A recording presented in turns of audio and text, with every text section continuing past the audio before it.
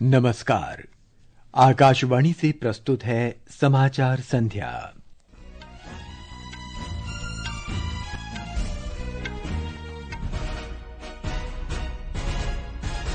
प्रधानमंत्री नरेंद्र मोदी ने नीति आयोग की शासी परिषद की बैठक की अध्यक्षता करते हुए प्रत्येक राज्य में कम से कम एक विश्व स्तरीय पर्यटन स्थल विकसित करने का आह्वान किया।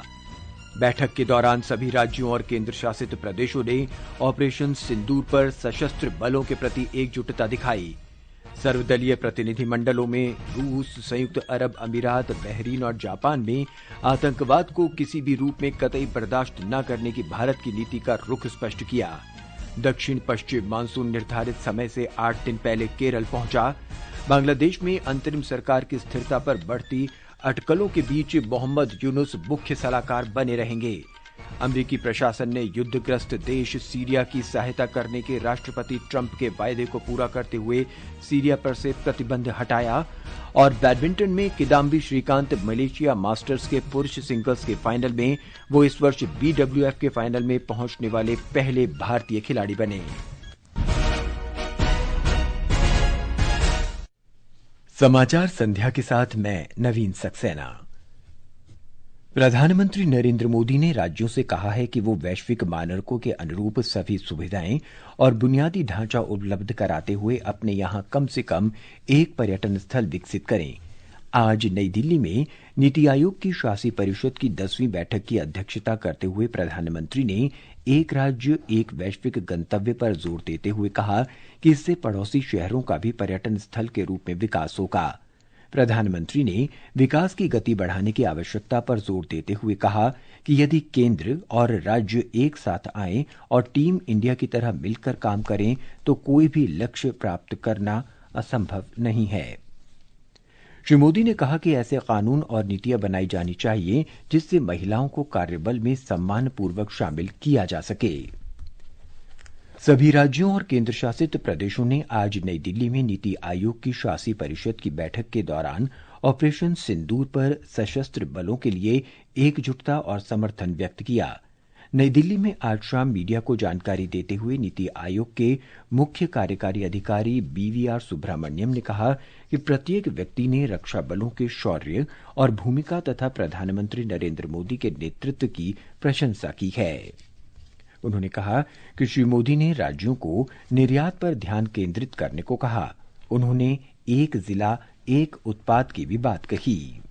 The government has been signing a lot of FTAs, more are in the pipeline. We need to leverage the FTAs. And to leverage that, he wanted states to start thinking on those lines. He also talked about the ODOP, One District, One Product program, which he had, but it's not about just one district, one product. He wanted that to be made world class. How do you make it world class? Through quality, through marketing, through packaging, so that people feel like owning it. There is a huge world outside which has a demand for local, ethnic, identified stuff. There's a huge global market. States need to work to tap that.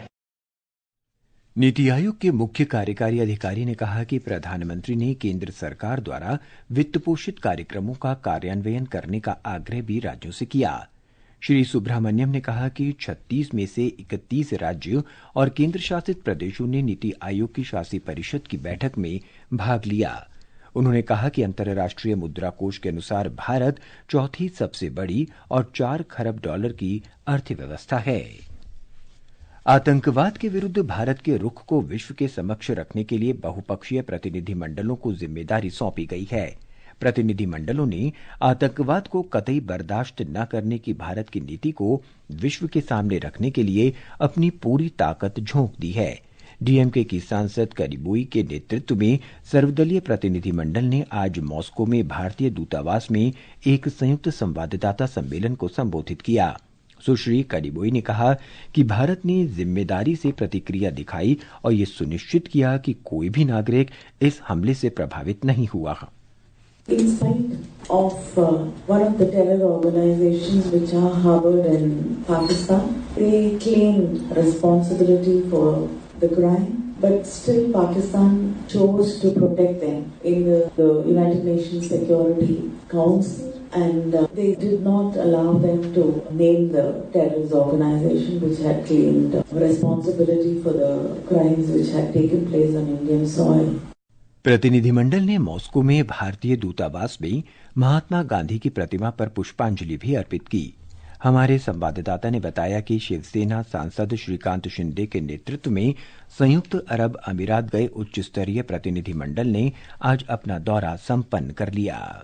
संयुक्त अरब अमीरात में आतंकवाद पर भारत की कतई बर्दाश्त न करने की नीति को स्पष्ट करने के बाद श्रीकांत शिंदे के नेतृत्व वाला प्रतिनिधिमंडल अब कांगो के लिए रवाना हो गया है। रवाना होने से पहले प्रतिनिधिमंडल ने आतंकवाद के खिलाफ लड़ाई में भारत को अटूट समर्थन के लिए यूएई नेतृत्व का आभार व्यक्त किया। दूसरी ओर बैजंत पांडा के नेतृत्व वाला प्रतिनिधिमंडल आज बहरीन पहुंच गया है। उनका स्वागत बहरीन में भारत के राजदूत ने किया। अपने कार्यक्रमों के दौरान प्रतिनिधिमंडल सीमा पार आतंकवाद के खिलाफ भारत के रुख को उजागर करेगा। आतंकवाद के खिलाफ भारत का रुख बताने के लिए प्रतिनिधिमंडल सऊदी अरब, कुवैत और अल्जीरिया भी जाएगा। इस बीच जेडीयू सांसद संजय झा के नेतृत्व में जापान जाने वाला प्रतिनिधिमंडल अपने दौरे का पहला चरण सफलतापूर्वक पूरा कर चुका है और आज शाम दक्षिण कोरिया के सियोल पहुंच गया है। आज जापान स्थित दूतावास में भारतीय प्रवासियों के सदस्यों के साथ बातचीत करते हुए श्री झा ने पहलगाम में हुए आतंकी हमलों में पाकिस्तान की भूमिका को स्पष्ट रूप से समझाया। उन्होंने इस बात पर भी बल दिया कि भारत ने ऑपरेशन सिंदूर के जरिए पाकिस्तान और पाकिस्तान के कब्जे वाले कश्मीर में आतंकी ठिकानों को नष्ट किया। उधर कांग्रेस सांसद शशि थरूर के नेतृत्व में प्रतिनिधिमंडल आज सुबह दिल्ली से 5 देशों की यात्रा के लिए रवाना हो गया है। गयाना इस प्रतिनिधिमंडल का पहला पड़ाव है। उसके बाद प्रतिनिधिमंडल अमेरिका, पनामा, ब्राजील और कोलंबिया जाएगा। वहीं एनसीपी एसपी सांसद सुप्रिया सूले के नेतृत्व वाला प्रतिनिधिमंडल आज शाम कतर, मिस्र, इथियोपिया और दक्षिण अफ्रीका के लिए रवाना हुआ। सकलैन अख्तर, आकाशवाणी समाचार, दिल्ली। इस बीच लोकसभा में विपक्ष के नेता राहुल गांधी ने आज जम्मू कश्मीर के सीमावर्ती जिले पुंछ में पाकिस्तानी सैनिकों द्वारा की गई गोलीबारी के पीड़ितों से मुलाकात की। उन्होंने इस घटना को बड़ी त्रासदी बताया। इससे पहले भारतीय जनता पार्टी ने कांग्रेस नेता राहुल गांधी पर आरोप लगाया कि वो पुंछ में पाकिस्तान के हमले को आतंकी हमले की बजाय त्रासदी बताकर इस पर पर्दा डाल रहे हैं। आज मीडिया से बातचीत में भाजपा नेता शहजाद पूनावाला ने कहा कि पुंछ में जो हुआ वो आतंकी हमला ही था। राहुल गांधी जी निहत्थे हमारे नागरिकों पर, इनोसेंट सिविलियंस पर गोलियां बरसाने का काम, शेलिंग करने का काम पाकिस्तान की आतंकी मानसिकता वाली सेना ने किया और केवल निहत्थे लोगों पर नहीं, गुरुद्वारे पर गोलियां चलाकर जो ग्रंथी उनके ऊपर गोली चलाकर उनको मारने का काम किया गया। स्कूल पे गोलियां चलाई गई, छोटे छोटे बच्चों को मारा गया और राहुल गांधी इस प्रकार से व्हाइट वॉशिंग करते हैं। ये समाचार आकाशवाणी से प्रसारित किए जा रहे हैं। ताजा समाचार जानने के लिए आप हमारे social media handle x@AIR news Hindi को फॉलो कर सकते हैं। समाचार संध्या में आपका फिर स्वागत है। कौशल विकास और उद्यमिता राज्य मंत्री जयंत चौधरी ने आज कहा कि पूर्वोत्तर अब भारत का बाहरी क्षेत्र नहीं है, ये भारत की विकास यात्रा का नया मुख्य केंद्र है।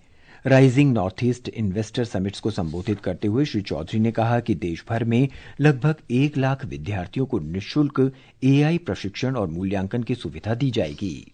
और इसलिए अभी हमने स्किलिंग फॉर एआई रेडीनेस एक प्रोग्राम तैयार किया है। एक ऑनलाइन असेसमेंट होगा, स्कूल्स में के माध्यम से अभी पायलट को हम लॉन्च करेंगे और 1 लाख बच्चों को हम सुविधा देंगे। Purely online course and assessment rolled in with credit. केंद्रीय युवा कार्य और खेल मंत्री मनसुख मांडविया ने कहा है कि पूर्वोत्तर में उभरती हुई खेल प्रतिभाओं को बढ़ावा देने के लिए खेलो इंडिया नॉर्थ ईस्ट गेम्स की शुरुआत की जाएगी। वो आज नई दिल्ली में rising north east investor summit 2025 के दौरान आयोजित एक सत्र को संबोधित कर रहे थे। स्पोर्ट्स सेक्टर में हमारे पोटेंशियल को कैसे हार्नेस्ट करें, उसके लिए खेलो इंडिया की श्रेणी चल रही है। खेलो इंडिया स्कूल गेम्स टैलेंट को आइडेंटिफाई करके टैलेंट को नर्चर करने की कोशिश की जा रही है। खेलो इंडिया यूनिवर्सिटी गेम्स, खेलो इंडिया यूथ गेम्स, खेलो इंडिया की एक श्रेणी चलाई है जिसमें खेलो इंडिया नॉर्थ ईस्ट गेम्स को भी हम ऐड कर रहे हैं। हर साल खेलो इंडिया नॉर्थ ईस्ट गेम्स होगी। ये नॉर्थ ईस्ट गेम्स में not only for Olympics games but traditional games को भी महत्व दिया जाएगा। केरल राज्य आपदा प्रबंधन प्राधिकरण ने एक चेतावनी जारी की है, जिसमें तटरक्षक बल ने अरब सागर में कोच्चि तट के पास एक जहाज से गिरे कार्गो से खतरनाक पदार्थों के संभावित रिसाव की सूचना दी है। केरल राज्य आपदा प्रबंधन प्राधिकरण ने तट के किनारे रहने वाले लोगों और मछुआरों को चेतावनी दी है कि वो समुद्र में गिरी वस्तुओं को न छुएं। ये समाचार हमारी वेबसाइट www.newsonair.gov.in और हमारे न्यूज ऑन एआईआर ऐप पर भी उपलब्ध हैं। ये आकाशवाणी है। बांग्लादेश के योजना सलाहकार डॉक्टर वहीदुद्दीन ए महमूद ने आज कहा कि देश की अंतरिम सरकार के मुख्य सलाहकार डॉक्टर मोहम्मद यूनुस सरकार में बने रहेंगे। उन्होंने कहा कि श्री यूनुस अपनी जिम्मेदारियों को पूरा करने के लिए प्रतिबद्ध हैं। इस बीच मीडिया रिपोर्टों के अनुसार अंतरिम सरकार की सलाहकार परिषद के सदस्यों ने देश में जारी राजनीतिक अशांति के बीच आज बैठक की। अमेरिका ने सीरिया पर लगे प्रतिबंधों को हटाने के लिए महत्वपूर्ण कदम उठाए हैं। ये कदम राष्ट्रपति डोनाल्ड ट्रंप द्वारा युद्धग्रस्त देश सीरिया को उसके पुनर्निर्माण में सहायता देने के वायदे के बाद उठाया गया है। वहीं अमेरिका के विदेश मंत्री मार्को रूबियो ने सीजर अधिनियम के तहत 180 दिन की छूट की घोषणा की है। दक्षिण पश्चिम मानसून सामान्य समय से 8 दिन पहले केरल में दस्तक दे चुका है। पिछले 16 वर्षों में केरल में मानसून आने की ये सबसे जल्दी दस्तक है। दक्षिण पश्चिम मानसून के आगमन के साथ ही आने वाले दिनों में केरल में तेज बारिश की चेतावनी दी गई है। प्रधानमंत्री नरेंद्र मोदी कल सुबह 11 बजे आकाशवाणी से मन की बात कार्यक्रम में अपने विचार साझा करेंगे। ये इस मासिक रेडियो कार्यक्रम की 122वीं कड़ी होगी। आकाशवाणी और दूरदर्शन के समूचे नेटवर्क, आकाशवाणी समाचार की वेबसाइट और news on AIR mobile app पर यह कार्यक्रम सीधे प्रसारित होगा। किदाम्बी श्रीकांत ने मलेशिया मास्टर्स बैडमिंटन टूर्नामेंट के पुरुष सिंगल्स के फाइनल में प्रवेश कर लिया है। उन्होंने सेमीफाइनल में जापान के यूशी तानाका को 21-18, 24-22 से पराजित किया। इसके साथ ही श्रीकांत इस वर्ष मलेशिया में आयोजित इस प्रतियोगिता के खिताबी मुकाबले में पहुंचने वाले पहले भारतीय खिलाड़ी बन गए हैं। आईपीएल क्रिकेट में जयपुर में पंजाब किंग्स और दिल्ली कैपिटल्स के बीच मुकाबला जारी है। दिल्ली ने टॉस जीतकर पहले गेंदबाजी करने का फैसला किया। ताजा समाचार मिलने तक पंजाब ने 16वें ओवर में 5 विकेट पर 142 रन बना लिए हैं। अंत में मुख्य समाचार एक बार फिर। प्रधानमंत्री नरेंद्र मोदी ने नीति आयोग की शासी परिषद की बैठक की अध्यक्षता करते हुए प्रत्येक राज्य में कम से कम एक विश्व स्तरीय पर्यटन स्थल विकसित करने का आह्वान किया। बैठक के दौरान सभी राज्यों और केंद्र शासित प्रदेशों ने ऑपरेशन सिंदूर पर सशस्त्र बलों के प्रति एकजुटता दिखाई। सर्वदलीय प्रतिनिधिमंडलों ने रूस, संयुक्त अरब अमीरात, बहरीन और जापान में आतंकवाद को किसी भी रूप में कतई बर्दाश्त न करने की भारत की नीति का रुख स्पष्ट किया। दक्षिण पश्चिम मानसून निर्धारित समय से 8 दिन पहले केरल पहुंचा।